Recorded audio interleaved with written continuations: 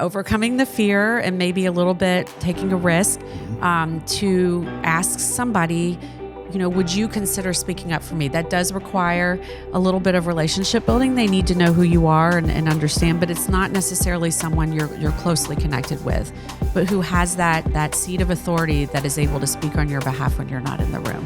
Welcome to the Unconventional Leadership Podcast, where we help you unlock your potential as a leader. All right. Well, thank you everyone for joining us for this week's episode of the Unconventional Leadership Podcast. We have the amazing, distinct pleasure to be in the studio today with President and CEO of the Horizon Community Funds, Nancy Grayson. Nancy, thank you so much for joining us. I am so thrilled to be here. Thanks for having me. So Nancy, for those listening who don't know Nancy, Nancy is an incredible visionary leader who moves things forward, who thinks what others would think is impossible is possible. And she happens to be a very, very dear friend. So I won't get overly emotional, but I'm we might cry. very grateful for Nancy Grayson in my life. So thank you for your friendship and thank you for your leadership. And one of the things that when we talk about the word unconventional leadership, one of the things that stands out as we get the pleasure of inviting guests in the studios, who are the leaders who think unconventionally and who lead unconventionally. One of the things I think about with yourself is the visionary component of things that happen in our region and also our world that you think is possible, right? Where some people may not, and you lead these massive initiatives forward that sometimes feel decades and decades long. What have you learned about thinking about impossible to possible? That's quite a loaded question, but we're going to unpack it. I know I'm excited to have the time with you and our viewers here today. I think for me, the biggest thing that I've had to tackle is just fear. I think anyone who is trying a new adventure or taking a risk or taking on a new challenge, I think there's this own innate kind of obstacle that we have to overcome, and it may be different for everyone. But for me, I think it's fear of failure, and I have to kind of come to terms with that when I'm thinking about taking a big leap. Certainly, when I was hired in 2017 as the very first president and CEO of Horizon Community Funds of Northern Kentucky, we're building a community foundation from the ground up. And it was very intimidating to me. And I think doing something that was so public with these incredible community leaders who were really helping to bring this idea to life out of the ground of rallying the community around charitable needs so that we could be more together. That felt very exciting. It felt like a calling to me, but it also terrified me, quite frankly, because it was something, that I hadn't done. And quite frankly, few people are building community foundations from the ground up. They've been around for over 100 years. So I think, and we can, talk a little bit further, but for me personally, it's having more confidence. And I think each iteration of tackling a big challenge has given me more confidence, but there's still that bit of fear that I think maybe drives me a little bit, but also is something that I have to be very mindful of and try to kind of protect my own space too as I'm taking on these new challenges. And it's a collective, so I can't say I'm doing it all on my own, but having that right group of people working together with you is critically important as well. So that piece of having the right people with you in the collective, you also referenced self, like acknowledging there's a self component. Yes. There's our people component, which sometimes for leaders like you and I, it's our really, really, really close friends who encourage us and who tell us, hey, you may want to approach that differently.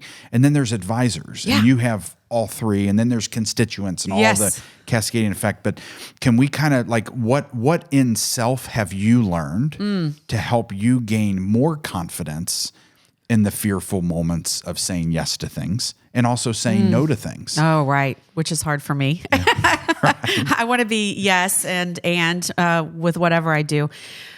I think for me, reflecting back on just kind of some of these challenges that Horizon has undertaken as a team, but me personally, throughout my lifetime, quite frankly.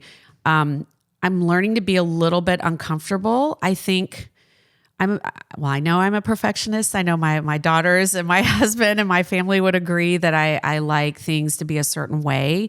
And I think learning to be uncomfortable with it not being perfect all the time, there's some grace in that certainly too.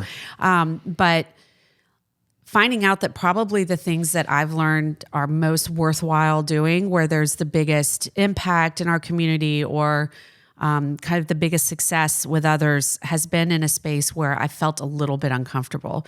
So it's a good gut check, I think, sometimes. Now, if my radar is up so high and I have a really bad feeling about it, that's clearly outside of a comfort zone that I would have. But learning to feel uncomfortable, learning to slow myself down, meditation and prayer have been really important to me. The pandemic sparked a new meditation space for me that I think has been really important as a practice to continue. So again, it's that oxygen mask on self first, but then also learning to be kind of uncomfortable if we're talking about internally how I'm kind of protecting that. But it's been a growing experience in this tapestry that I've had throughout my life. I've had kind of a pretty non-traditional way of getting to where I am as a CEO. It's been quite a journey. And so I'm learning that journey is a lot of growth in itself too. Yeah. Nancy, you and I have leaned on you heavily in moments and times of challenge and unknown and state of a little bit of chaos and, emotional experiences, even in this last year. And I view you as one of those friends who I can call upon. The phrase that we've used over the years is 3 a.m. friends. Like, who are the individuals that in a time of need, you could shoot a quick text, pick up the phone, send a message and say, hey, I don't know who else to put this out to, but I need some support on this.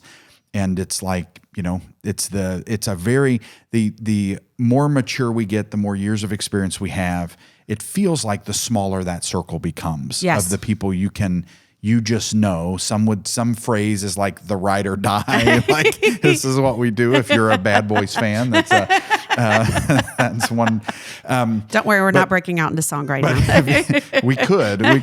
But have you found the same? Like, it seems like you have a very close ecosystem of very tight friends, like, that you roll together with. Yes, I do. And again, they come from different kind of experiences in my life. Some have been 30 to 40 year plus relationships I've had through, ironically, a church camp that I grew up going to. And now a lot of us live in the same area. Professionally, people that I've either worked with or worked closely adjacent to, who I really admired and trusted and needed as kind of a sounding board.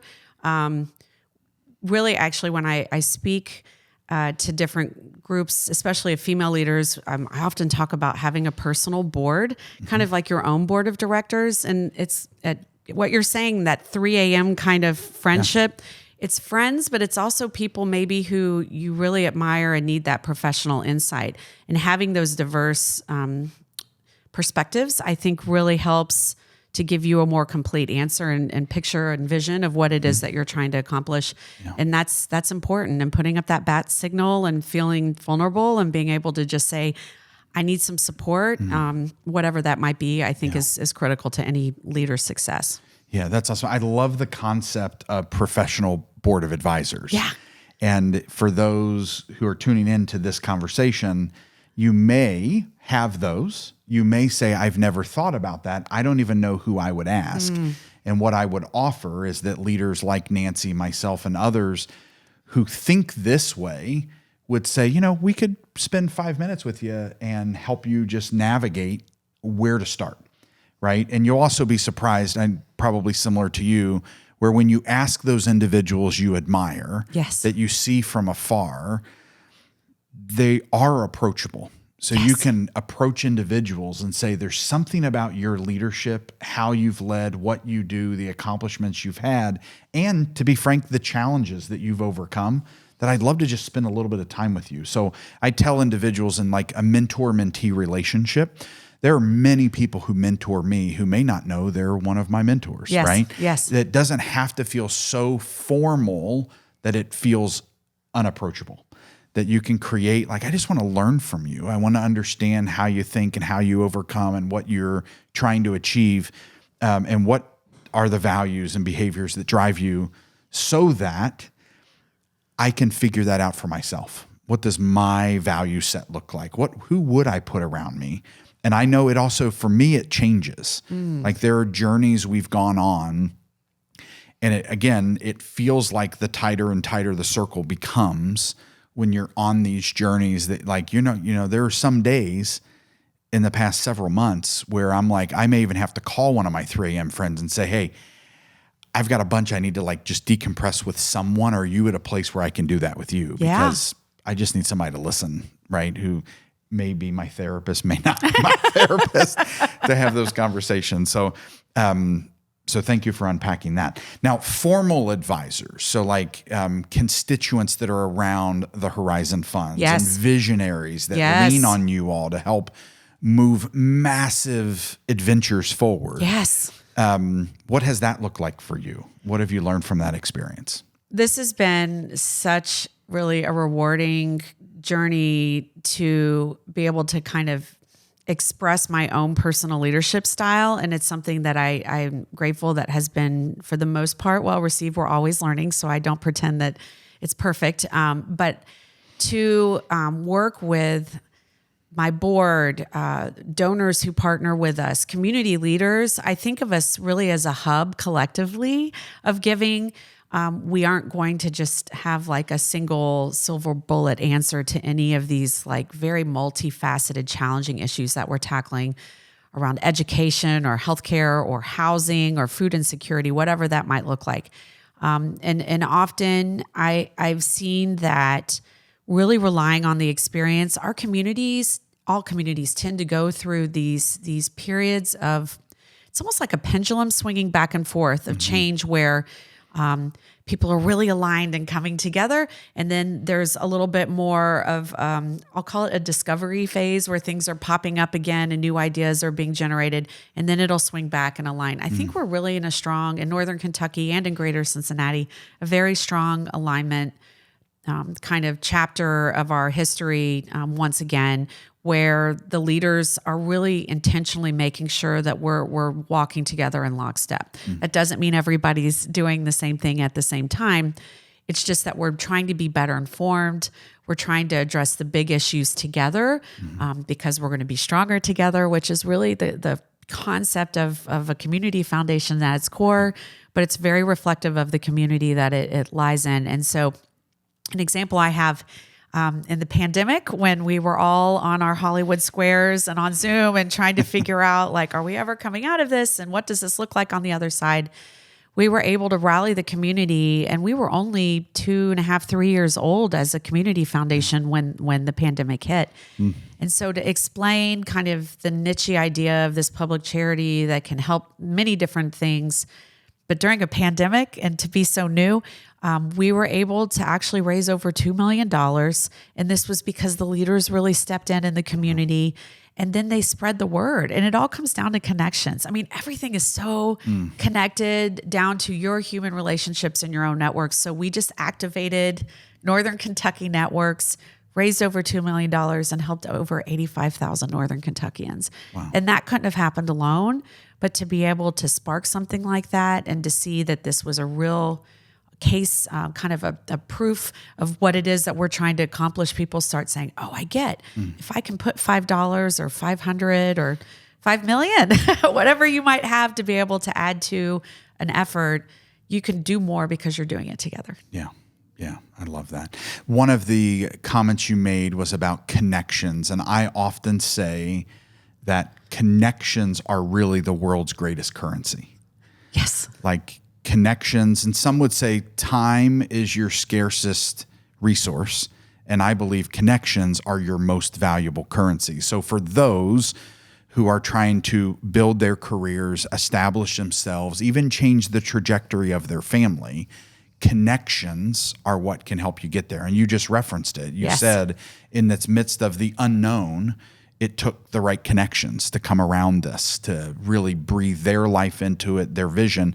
But you're the CEO that brings them all together and crystallizes the mission and focuses on the effort too of bringing those connections around Yes. the work. Yeah, I'm a bit of a nerd when it comes to self-assessments. And so one of my dear friends, actually, Angela Crawford, if you're listening, she's a leadership coach. She has created this super power pyramid for leadership. So you can take all of your assessments and kind of tier it all together into this kind of very layered approach to what your leadership style looks like. And mine is very much in being a catalyst and motivating others, kind of call to action. I'm good at the big picture, getting people involved, kind of, selling the vision, I guess. And so for those of you who do StrengthsFinder, I'm a woo. And so I really enjoy those personal connections, but this particular role I'm in and many others that I've done that I can look back on and see, it really allows me to tap into that energy that I have in that space and to be my best and highest version of myself. That's awesome. Thank you. Nancy, when you think about current disruptive ideas that you all are approaching. Yes. And, I heard one just this past week where for those of you who know me closely know that I love the outdoors. Yes. And I love the hiking trails and the cycling trails. Yes. And I believe that one of the greatest assets any community can invest in is the outdoors, because livability is so often what you hear employees and employers want. So part of your economic development efforts being invested in creating a more livable community, which includes a lot of outdoor space and safe biking trails and hiking trails and running trails and lakes and places to walk your dog and places to fish and all those things. You all are leaning into a few of these major outdoor efforts. Yes. With the Horizon Fund. Do you mind sharing a little bit about that? Oh, I'd love to talk about it. It's a passion of mine. I'm very just so in awe of the beautiful natural resources that we have, especially in the great Commonwealth of Kentucky, natural conservation and preservation, but also activating space for healthy communities. So we have a couple of funds, two I'll highlight. One that was launched more recently and one that was a while ago that I'm hoping we can get some interest in again. The first one is the Northern Kentucky Trail Fund, which is what you're referring to. There is this lovely constellation of trails that is being developed along the river, but also even as far south as Erlanger and into Boone County eventually. Mm-hmm. And so connecting our 36 or 37 towns, not every single one in our 3-county footprint in Northern Kentucky, but allowing access to green space and walkable spaces, off-road biking. I know you're a passionate cyclist, Mike. Mm-hmm. You inspire me on Peloton. If you guys aren't following him, you absolutely should follow him on that. But to be able to get outdoors and to protect some of these beautiful spaces is something that has tiered up really among our Northern Kentucky growth organizations. Yeah. So I'm very excited about that. Cincinnati Off-Road Alliance has been a great partner with us. So I have to give them a shout out.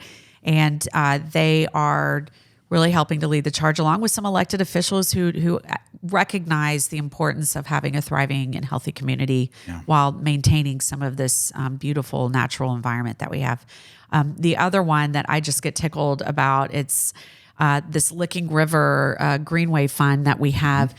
And the Licking River in Northern Kentucky pours into the Ohio River and is one of the few rivers that flows north in North America, and also has more diverse mussel species than the entire continent of Africa, which is just such a crazy fact. I love to share it because I geek out over these kinds of things.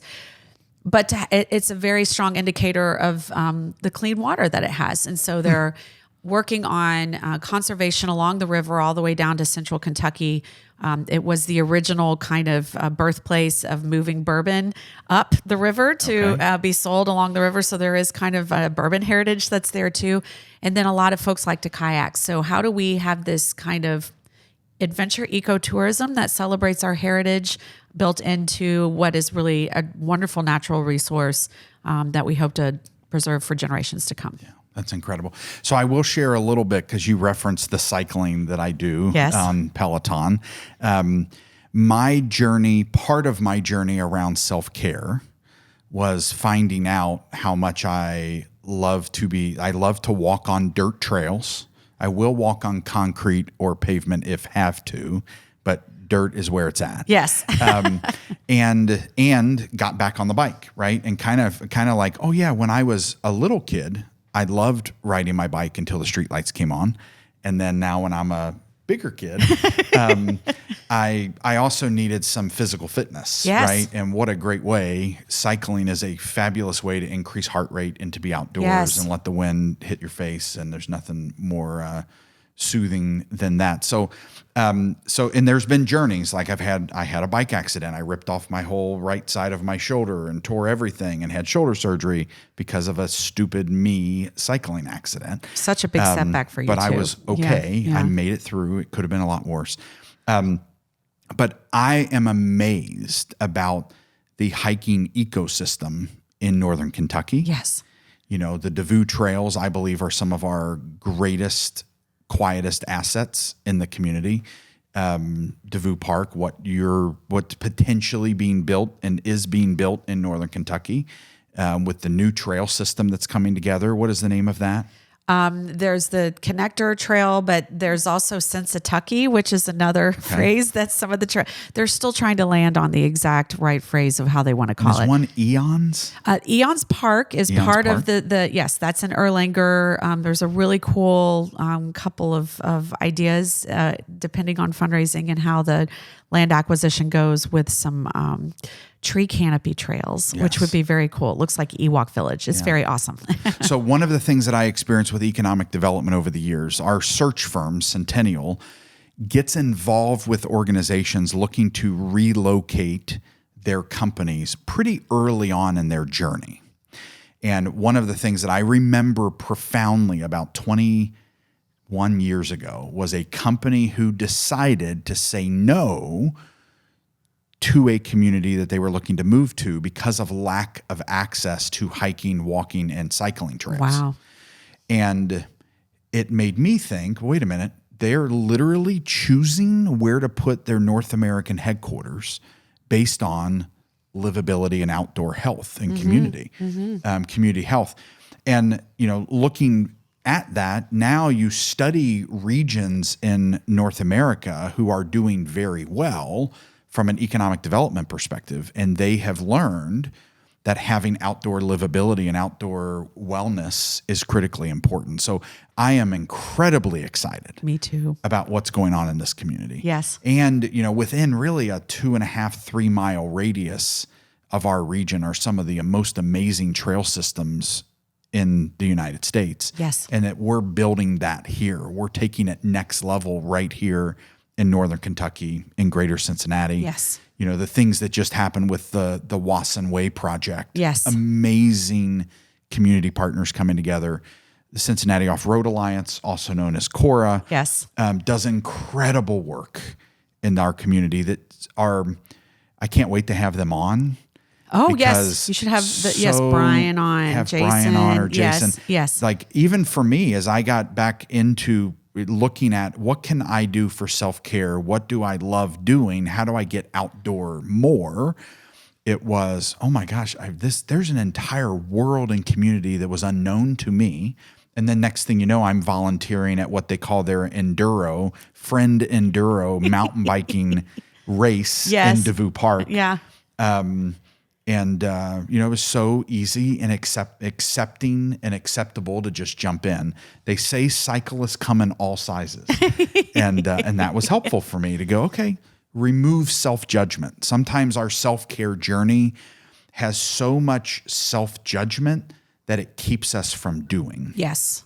And it's also one of the reasons why I love the Peloton community because it's as much emotional, mental, and spiritual health as it is physical in many cases, because the instructors know how we really mobilize a different outcome is to help us, our human beings, not put so much self-pity and self-problem and negative self-talk, relieving ourselves of that, which you referenced earlier. Like one of the ways that you've been able to lead so boldly is you have to work on self. Yes. And create self-confidence and be willing to also know what to say yes and no to. But there's a lot of self-awareness that goes into that. So hopefully that all makes sense. But I mentioned the outdoors.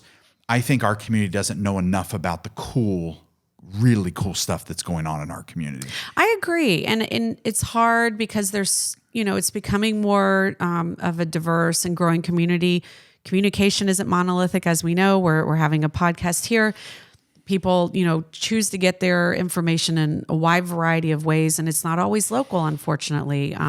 We actually have partnered with Link Media, which is a new media group in Northern Kentucky that I have the pleasure of serving on the board of directors for. And it's not just one way of communicating and sharing the word. So I think this platform is so important. And Mike, thank you for helping to spread the light on some of the really cool biking routes that we're going to have and paths and the trails, because people, unless they see it in the news or it's something that it's in their kind of sphere of influence, they may not know all the good stuff that's happening in their own backyard. Yeah. And I encourage people, Nancy, like if you haven't, I know this sounds, to some it may sound crazy, but here's the reality I lived.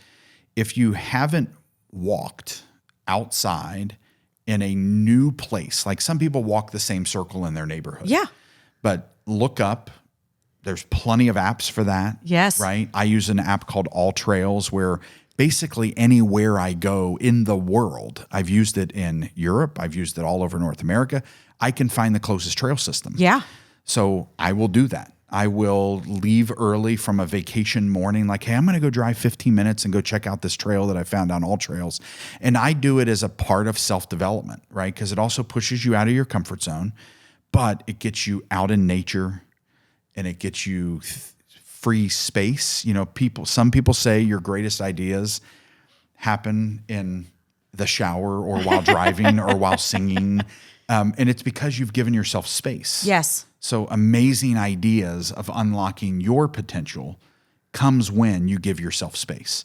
And I encourage everybody to go check out a trail or check out a walking path that you've not explored. And get outside. Data shows it's good for your mental health. Yeah. It's good, I think for obviously physical reasons, but, the more studies that are happening right now, exercise we know is important, but actually being outside, being near grass and trees, actually even seeing water when you have the option to do that, physically changes how our brain reacts to different stimuli. Yeah. So being outside, I like to walk barefoot in my yard still these days, and that's maybe the Southern girl in me, how I was brought up in Lexington, Kentucky, but just being able to get out and touch some grass and to get outside and see trees, I think, is vitally important for all of us. Yeah, I had a coach, her name's Elise. Elise told me, this has been several years ago, again, back on my self-care journey, early stage.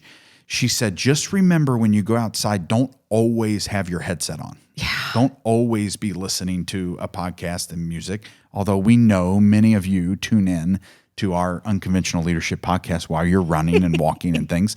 But give yourself space. It's okay to listen to something, then hit pause and just focus and listen to nature, right? Listen to the birds, listen to movement in the leaves. I also tell people one of the coolest times to take a really nice walk outside is when it's cold. Oh, yes. Because I think it forces you to breathe even fresher oxygen. It's good for your lungs. It's good for your lungs. So thank you for all that you are doing, all that your constituents are doing. Hopefully those that are listening will go, you know what, I'm going to learn more about this. Northern Kentucky Trail Fund. It's growing, and we're really excited about the momentum that we're having. That's awesome. Thank you. Nancy, you referenced earlier in the conversation around when you're speaking to a group of female leaders. Yes. What are some of the key things that leaders and also female leaders need to hear today to gain confidence and know that they deserve to be in the room that they're being promoted into or the opportunities that exist in front of them, but maybe some of them aren't saying yes to? I'm so glad you brought this up. And you had mentioned mentoring early on, which is incredibly important. And I mentioned the personal and professional board that you have for yourself. I've had the great pleasure to speak to several hundred women for a few years in a row through the Cincy Game Changers program. And they asked me to speak about sponsorship. Not corporate sponsorship like we think of, or could you sponsor an event or have your name on a particular building or what have you. This is a level of someone representing you in a room of influence or of power where you otherwise wouldn't be, to give you access to either an opportunity, a job promotion, or even a connection that you wouldn't have already had. So you have coaches that help you work on a skill. You have mentors who really listen to you, as you said, that 3:00 call. Sometimes those are mentors, sometimes not, whoever that person is, where they can work with you and give you feedback. Obviously, you have a supervisor at work. If you have someone above you, that's more of a professional relationship and engagement. But a sponsor is someone, again, who is above you, may not be and probably shouldn't be your direct supervisor, but somebody who can speak for you and help you to get that job or that project or an entry into a group that you need to have.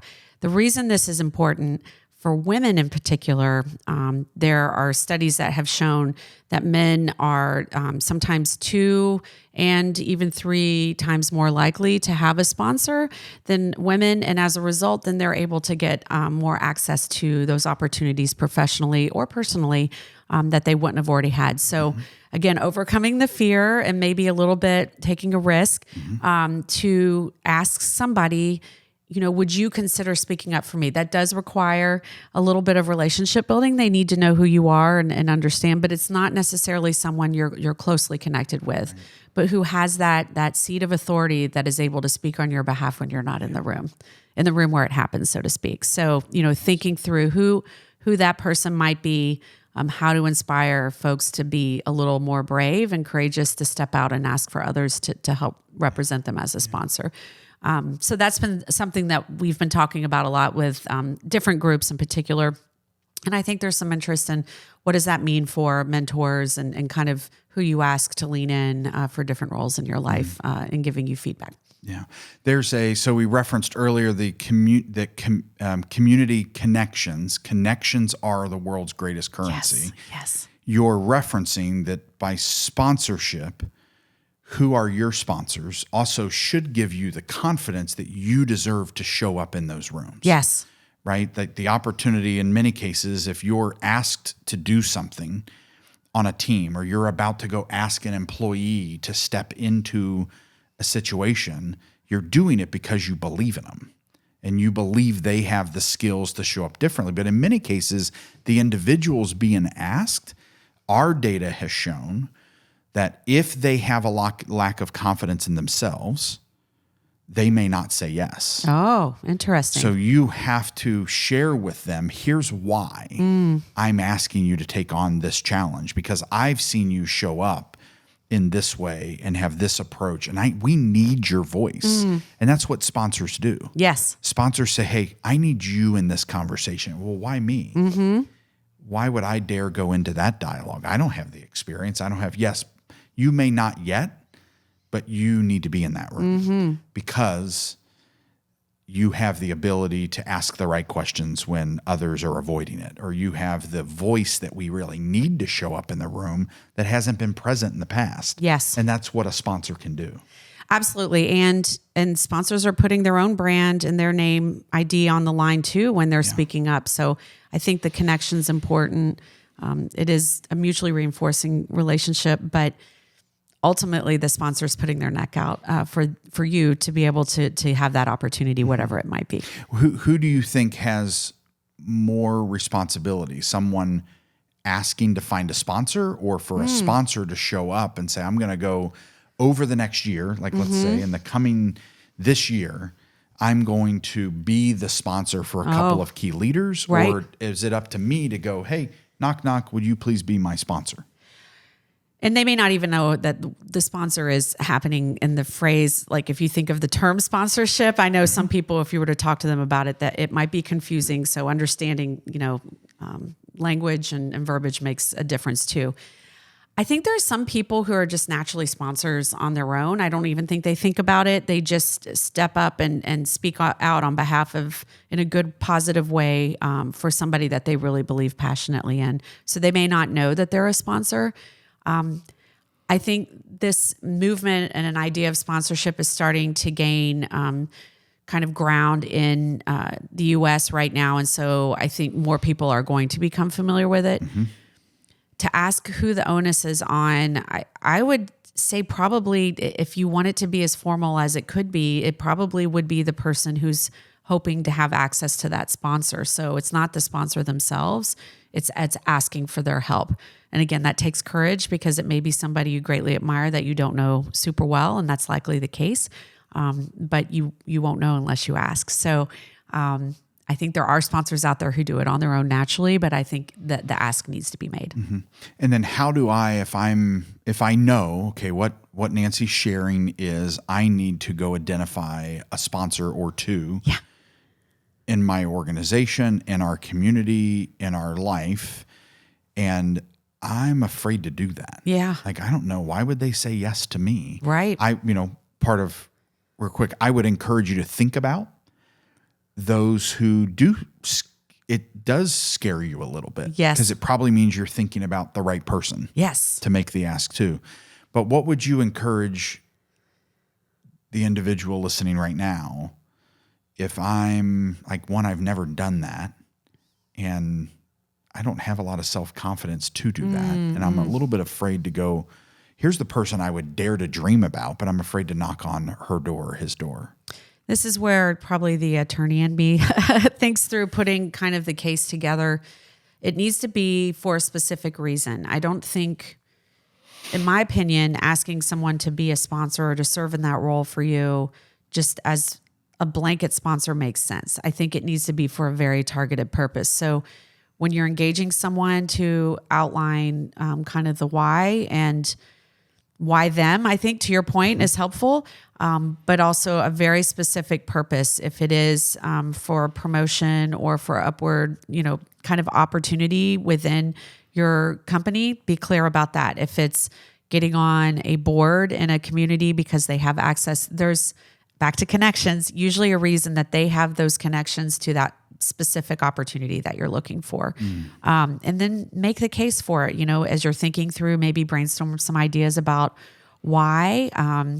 If they don't know you as well, you may need to have a resume ready, or at least a highlight reel of things that you've accomplished that you think make it a good idea for them to sponsor you in that particular opportunity. Yeah. So that's a little more legalized of an approach, but I think, thinking through what case you're making for them to say yes is the best way to kind of think through it, rather than just asking blankly to say, okay, could you be a sponsor for me generally? I think it needs to be for a specific purpose or reason. Mm-hmm. That's great. I encourage people to think through the phrase, like, no one gets to where they are on their own. Oh, yeah. Right? So often what I have found is when you make that ask, they go, that reminds me of this conversation I had 32 years ago when I was sitting down with George or with Sally, and they encouraged me because I was just asking the question. If we could give confidence to those tuning in right now of just asking the tough question, you are worthy, you are an incredible human being. This is part of our role of getting to encourage others to unlock their own potential. Yes. Of like, what is the one tough thing I could ask, or one question or mentor or sponsor or ally that I want to approach to say, hey, I could really use your support on something. Here's a dream I have over the next 10 years of my career, or 10 months. And the only way I'm going to achieve it is to have support. Yes. Right. And then to get the opposite effect of those who have the power to be a sponsor, to think proactively, who in your sphere are you paying attention to, and who maybe are you not paying attention to? Right. That you could say, they are someone who could have a profound impact on the world, on our community, on the work we're doing in our workplace, and I want to support them. Like, there's this proactive nature. If we could get the world to move to want to help support others more, that's good. And if we can get people to gain the confidence to make the ask for themselves, that's good. Yes. Right? So let's Yes. just do both of those and we'll solve a lot of world's problems. You heard it here. Yes. Fix everything. No, but I love the phrase, I believe the YWCA uses it often, but lift as we climb.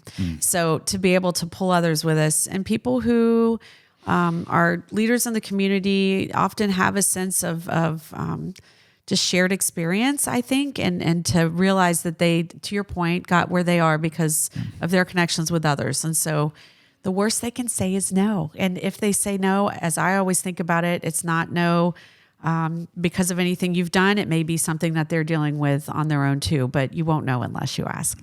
That's very true. And it's no for maybe today, but not tomorrow. No for now. Not next year. Yes. Yeah. Nancy, as you speak to younger audiences. Yes. What are you hoping when you get asked to speak to a classroom, a school, young professionals conference? What are you hoping to stir up inside of them? I have, full disclosure, 2 daughters, one who's 21 and one who's 24, very different paths, but I feel really connected to their generation just because obviously we're living and breathing it on a daily basis in our house. I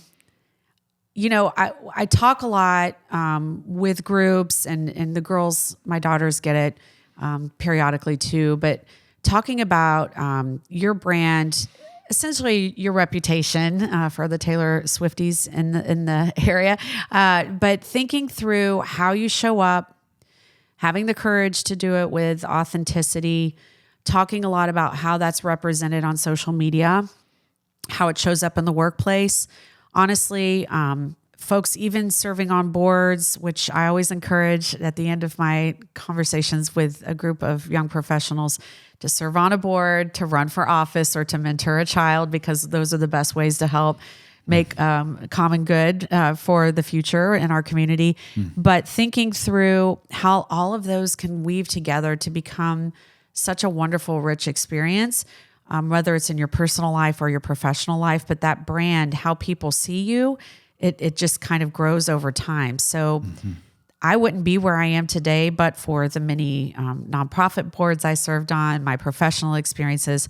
My husband's a recovering politician, and so our experiences, even as the spouse of an elected official or the parent of our 2 beautiful daughters, I just think at the end of the day, the world is so connected now that it's so important to think through how you show up when you engage with others, regardless of the setting. And so we talk often a lot. It's usually a conversational setting when I'm presenting on this topic, but reflecting on your strengths, how to be your authentic self, and how you want to show up in the world. That's wonderful. Thank you for sharing that. Thank you. Community funds. Yes. I think you and I have you have educated me on the power of community funds and how approachable community funds can be, and that's one of the things you all have done at Horizon is make it even more approachable. Yes. Right. So showing up to the Give Where You Live community that you've built, the 410 community you've built. Share with those listening, how can they engage with a community fund? How should, individuals be thinking about our community has one, but I didn't think it was for me. Right. Well, philanthropy's changing. It's not just for, in our minds, maybe you think of it for being super wealthy, like the Mark Zuckerbergs of the world, or, for folks maybe who have a lot of wealth or assets. I think we're in a new age of philanthropy. Yes, we've seen crowdsourcing online with, the water challenge, the bucket challenge for ALS, or GoFundMe, different opportunities for people to go and support specific causes. I think we are seeing now this movement for people to want to opt in for specific causes, but recognizing maybe they don't have as much money to put in as they think they can, but going further because they're doing it collectively. Mm-hmm. So a community foundation now has to think about, folks who maybe have had been, the great opportunity to have some great experience throughout their life, and they have a lot of wealth. And that's wonderful if they want to apply that to the community. but for the average everyday person to opt in and to know that they're a philanthropist too. For a student to become part of something through their classroom, to know that they're a philanthropist too. We're seeing this mind shift, I think, happening psychologically with giving. And so starting a new community foundation in a community of 400,000 people in our 3-county footprint in Northern Kentucky, how do you inspire folks to give in different ways? And it may be small at first, but it becomes a pattern, kind of a mindset, a way of giving, a way of life to give back. And so our approach, if you think of us, I'm trying to simplify what a community foundation is, but as a family of funds that do different things depending on the fund. So it can support education. It maybe is an unrestricted fund that helps nonprofits in Northern Kentucky. It might be a donor advised fund where families or individuals or companies are giving to make impact through grants. So how do we encourage people to become more aware of funds like the Northern Kentucky Trail Fund or others that we have? To feel connected and to know that we're trusted as a conduit for giving, as that vehicle for giving, but also able to do things very easily. We're the easy button. So 60% of our donations to date in the first 7 years, which have totaled $80 million, it's been incredible, are $100 or less. That's incredible. So to think through, yes, we have larger gifts for sure, but we have so many smaller donations that are coming in for different funds, depending on the fund and what they care about. We will continue to grow over time. So it becomes this flywheel effect for the community to see us as a hub of giving, as a partner with our nonprofit organizations, with our schools, our churches, with our local units of government. How do we work together to get there faster and maybe innovate and to be a little bit more nimble and to think about things in a way that can make a real difference in their backyard? So I encourage people to still give to the things that they care about most directly. But with a community foundation, it's a sense of shared purpose and a way to stretch and amplify your giving just by opting in. So let's talk about a couple. Give Where You Live. One of Amber and I, our goal is to get 10 additional couples in the new calendar year to join us as a part of the Give Where You Live Giving Circle. Yes. Share with those tuning in a little bit about what that is. Sure. So a Giving Circle concept, again, they're widely available across the United States. This is where folks agree to give a certain amount each year, and then depending on how the Giving Circle is structured, you are able as a group to decide where the money goes. So we have 2 giving circles.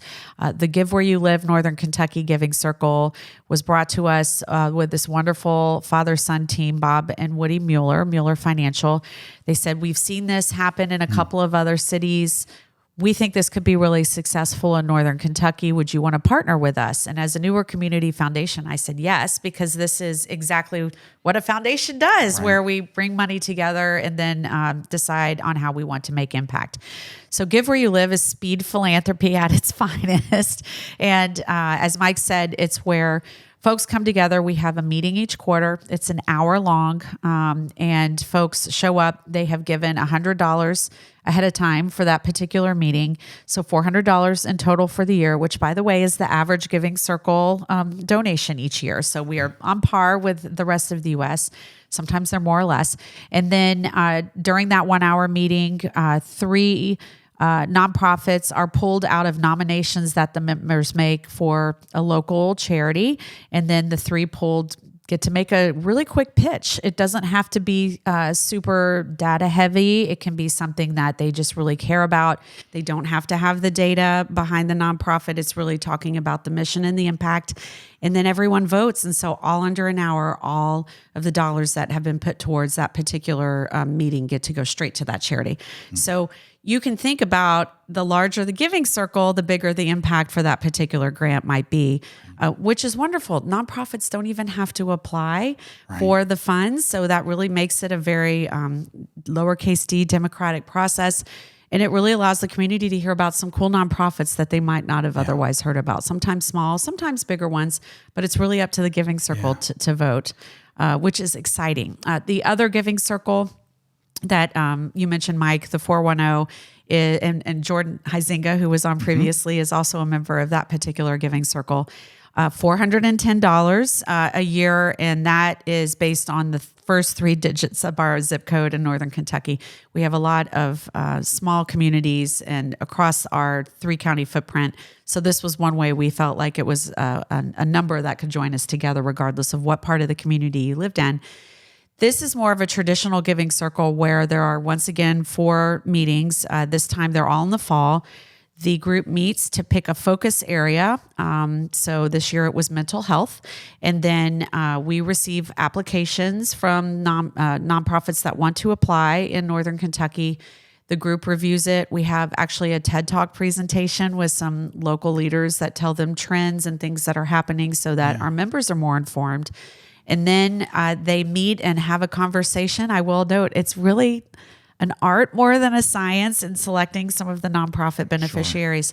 Sure. But then they make a decision on where they want the funds to go.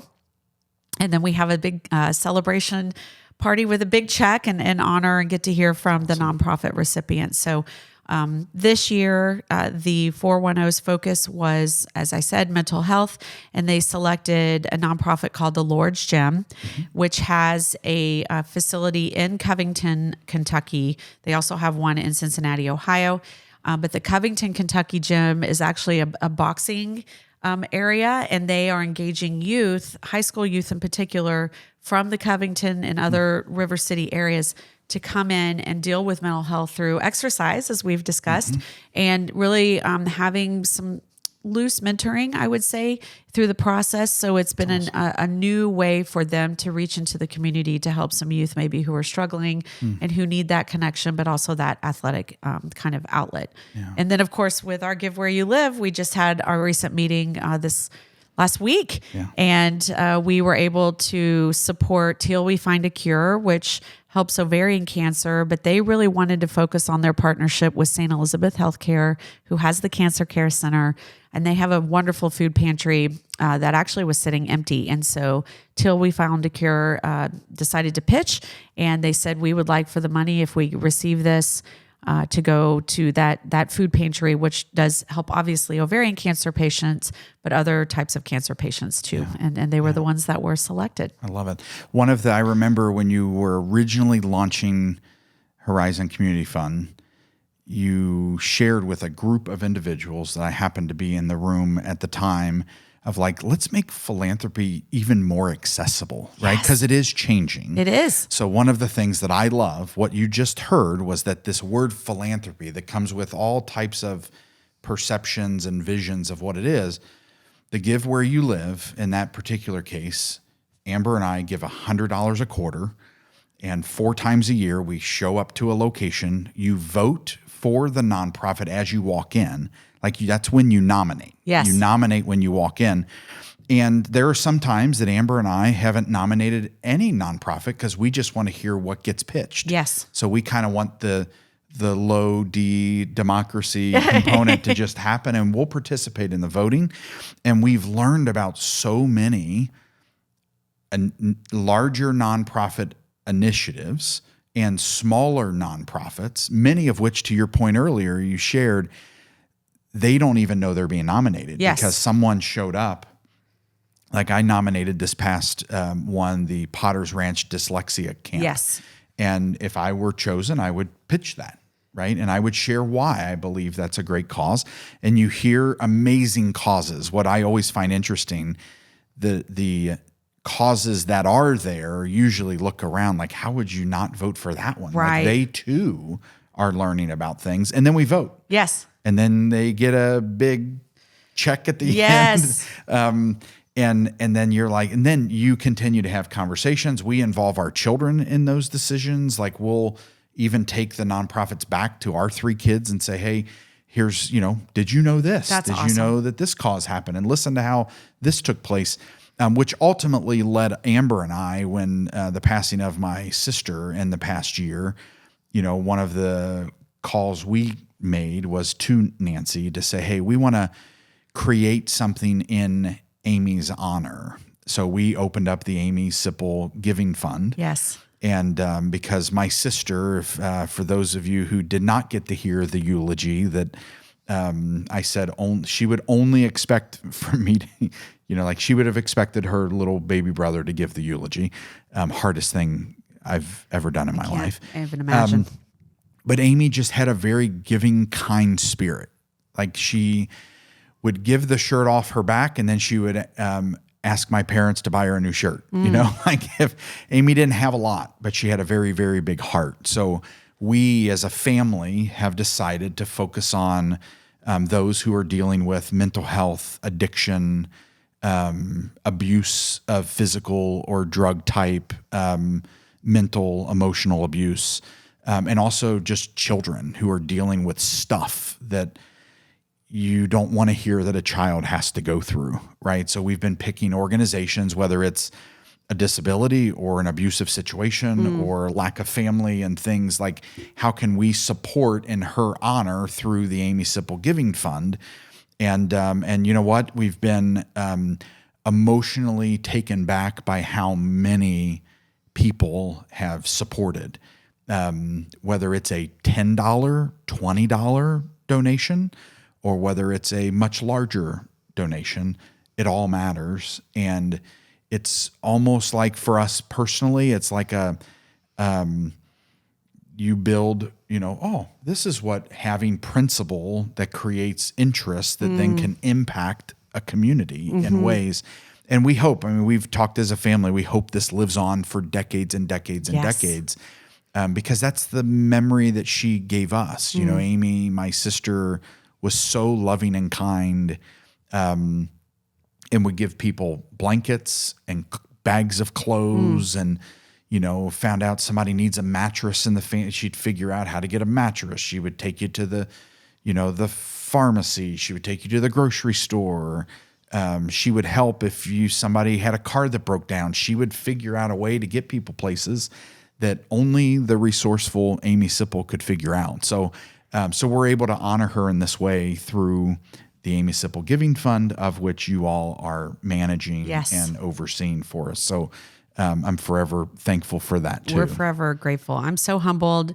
Her legacy will live on. And to know that, there are so many everyday unsung heroes. Amy was one of them. And that is honestly what gets me up every day in the morning, is to know I get to work with people. I get to help celebrate their memory. I get to work with them in their lifetime. This role, this work, our community, it's so incredibly inspiring to me. And I'm so grateful to work with your family in this role too. Nancy, thank you so much for being here. Thank you. To those joining us in this conversation, thank you for being a part of the Unconventional Leadership podcast and community. And we look forward to hearing and connecting with you on the next episode. Thank you for joining this episode of the Unconventional Leadership Podcast. If you enjoyed the discussion, if you want to ask questions, if you want to leave a comment, please do. Please share. And even if you'd be so kind to rate and leave a review. I want to thank the Cincinnati Podcast Studio for the great production of this episode. We look forward to the next conversation to help you unlock your potential.